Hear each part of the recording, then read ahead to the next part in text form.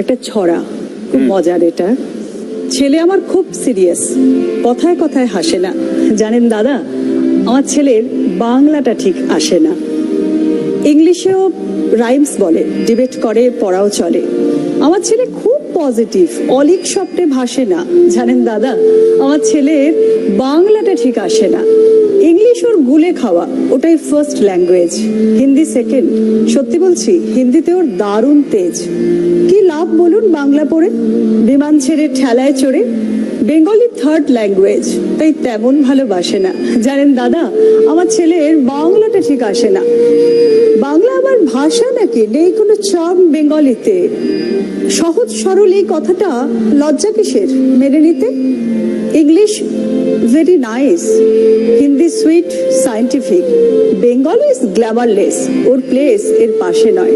জানেন দাদা, আমার ছেলের বাংলাটা ঠিক আসে না। বাংলা যেন কেমন কেমন, খুব দুর্বল প্যান প্যানে, শুনলে বেশি গা জ্বলে যায়, একঘেয়ে আর ঘ্যান ঘ্যানে।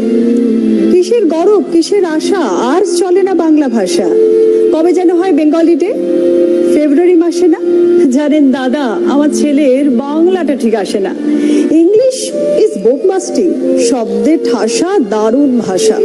বেঙ্গলি ইজ ডিসগাস্টিং, ডিসগাস্টিং, সর্বনাশা। ওই ভাষাতে দিবানিশি হয় শুধু ভাই পিএনপিসি।